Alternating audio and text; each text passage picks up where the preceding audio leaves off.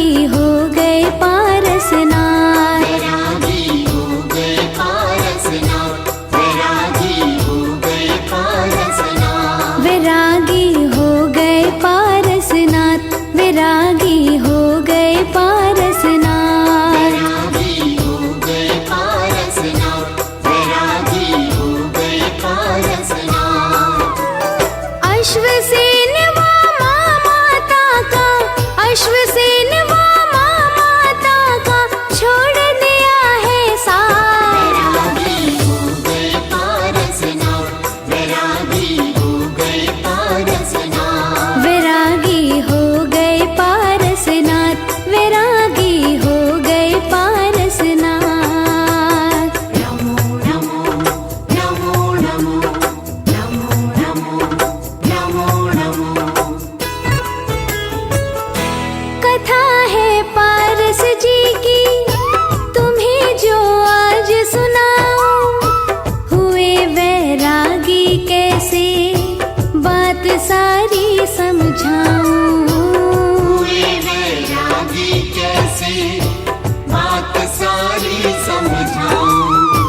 माता वामा के प्यारे, पिता के राज दुलारे, छोड़ के राजमहल वो कैसे वन गमन पधारे। छोड़ के राजमहल वो कैसे वन गमन पधारे। कैसे किया कमठने उन पर, कैसे किया कमठने उन पर उपसर्ग आघात। वैरागी हो गए पारसनाथ, वैरागी हो गए पारसनाथ। वैरागी हो गए पारसनाथ, वैरागी हो गए पारसनाथ।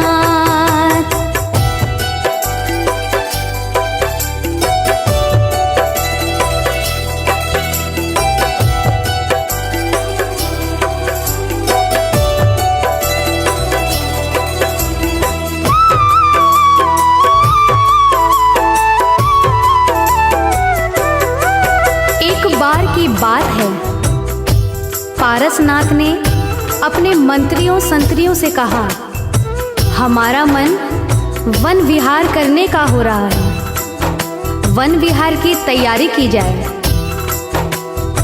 उसके लिए हाथी सजाए गए, उसके ऊपर सिंहासन रखवाया गया। पारसनाथ हाथी पे सवार होकर मंत्री संतरी और सैनिकों के साथ वन भ्रमण के लिए निकल पड़े।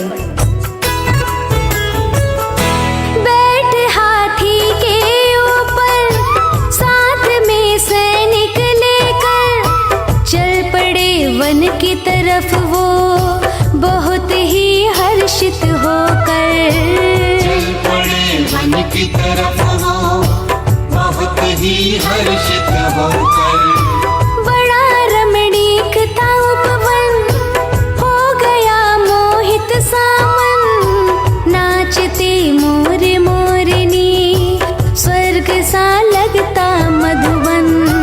नाचते मोर मोरनी, स्वर्ग सा लगता मधुबन। फूलों के पेड़ों से हो रही, फूलों के पेड़ों से हो रही खुशबू की बरसात। वैरागी हो गए पारसनाथ, वैरागी हो गए पारसनाथ। वैरागी हो गए पारसनाथ, वैरागी हो गए पारसनाथ। नमो नमो नमो नमो नमो नमो नमो नमो।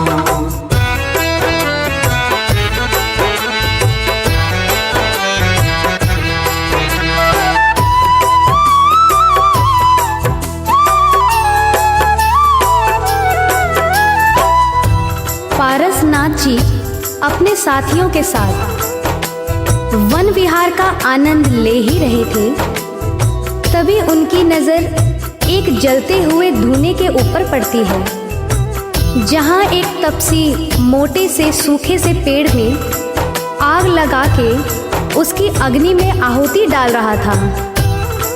पारसनाथ जी अपने मनोयोग से जान जाते हैं कि उस लकड़ी के अंदर नाग नागिन का जोड़ा है। उतर गए हाथी से वो पास तपसी के आए, पकड़ के हाथ तपसी का हवन उसका रुकवाए। पकड़ के हाथ तपसी का हवन उसका रुकवाए।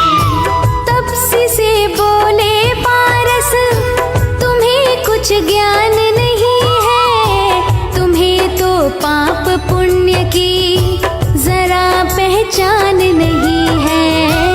तुम्हें तो पाप पुण्य की जरा पहचान नहीं है। जल जाएंगे नाग और नागिन, जल जाएंगे नाग और नागिन इस लकड़ी के साथ। वैरागी हो गए पारसनाथ, वैरागी हो गए पारसनाथ। वैरागी हो गए पारसनाथ, वैरागी हो गए पारसनाथ।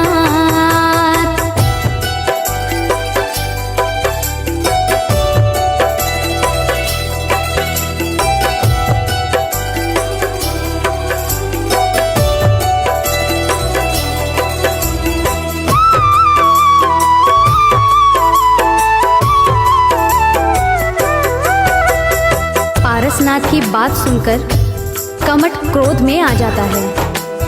क्रोध में भरकर बोलता है, आप कैसे कह सकते हैं कि जलती हुई इस लकड़ी के अंदर नाग नागिन का जोड़ा जल रहा है। पारसनाथ जी कहते हैं, यदि आपको मेरी बात पे विश्वास नहीं है तो इस जलती हुई लकड़ी को चीर के देखो नाग नागिन है कि नहीं। तपसी ने उठा कुल्हाड़ी, खींच लकड़ी पे मारी, लकड़ी दो फाड़ हो गई, उठी जलती चिंगारी। लकड़ी दो फाड़ हो गई, उठी जलती चिंगारी। जल रहे नाग और नागिन बीच लकड़ी के अंदर, तपसी हैरान हो गया सामने सत्य देख कर।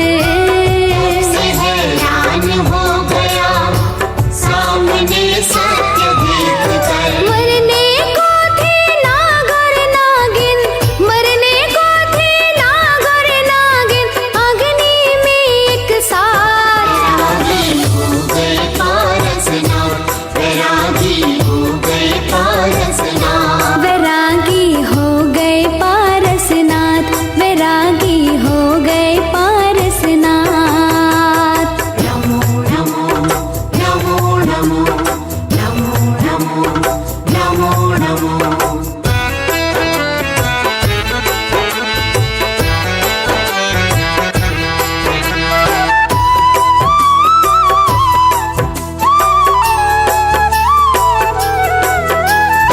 सबकी आंखें विस्मय से फटी की फटी रह जाती हैं। तपसी पारसनाथ के सामने नतमस्तक हो जाता है। मरणासन नाग नागिन को पारसनाथ जी नवकार मंत्र सुनाते हैं, जिसके प्रभाव से नागिन और नाग पाताल चले जाते हैं। नाग धड़ेंद्र बनते हैं और नागिन पद्मावती बनती हैं। पारसनाथ जी का मन इस घटना से व्यथित हो जाता है, अतः वो अपने समस्त साथियों के साथ राजमहल वापस लौट जाते हैं। मर गए नाग और नागिन, नाग धड़ेंद्र हो गए, बनी पद्मावती नागिन, देवी देवेंद्र हो गए। बनी पद्मावती नागिन, देवी देवेंद्र हो गए। बसे पाताल लोक में दोनों सीधे चल करके, तपसी वो कमठ कहाया गया जब धरा से मर के। तपसी वो कमठ कहाया गया जब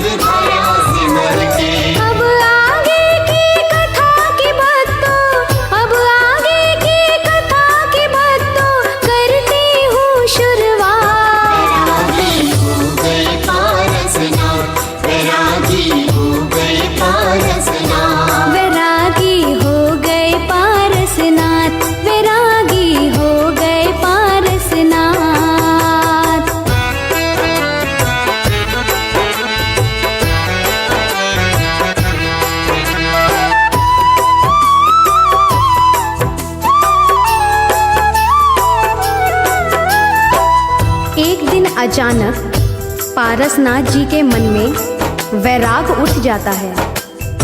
वो तप करने के लिए किसी विशाल वन में चले जाते हैं और कठोर तपस्या करने लगते हैं। पारसनाथ जी तपस्या में लीन हैं। आकाश मार्ग से वही तपसी जिसका यज्ञ पारसनाथ जी ने रुकवाया था, वही कमठ पारसनाथ को देख के पहचान जाता है। उसको पूर्व जन्म याद आ जाता है और वो बदला लेने की ठान लेता है। कमठ ने मन में ठानी, आज मैं बदला लूंगा, आज अपने दुश्मन को नहीं जिंदा छोड़ूंगा, आज अपने दुश्मन को नहीं जिंदा छोड़ूंगा।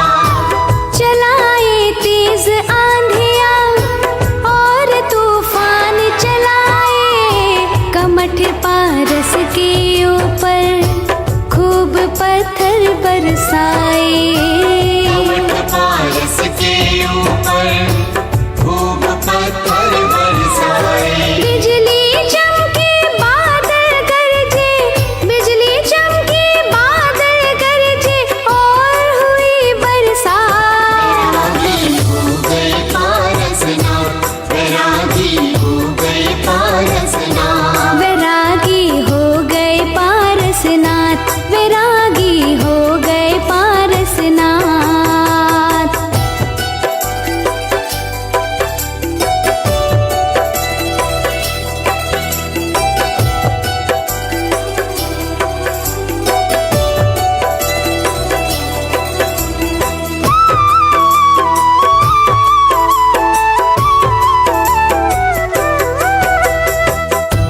कमठ ने अपनी सारी शक्तियां आजमा डाली, परंतु पारसनाथ जी ज्यों की त्यों तपस्या में लीन रहे। आंधी तूफान पत्थर उनको छू तक ना सके। पारसनाथ को संकट में जानकर पद्मावती धड़ेंद्र वहां आ जाते हैं। धड़ेंद्र ने अपना फन फैलाकर पारसनाथ को ढक लिया और पद्मावती धड़ेंद्र दोनों पारसनाथ की रक्षा में लग जाते हैं। वही अहि क्षेत्र कहाए, बन गया तीरथ प्यारा, सारी दुनिया से सुंदर लगे पारस का द्वारा, सारी दुनिया से सुंदर लगे पारस का द्वार।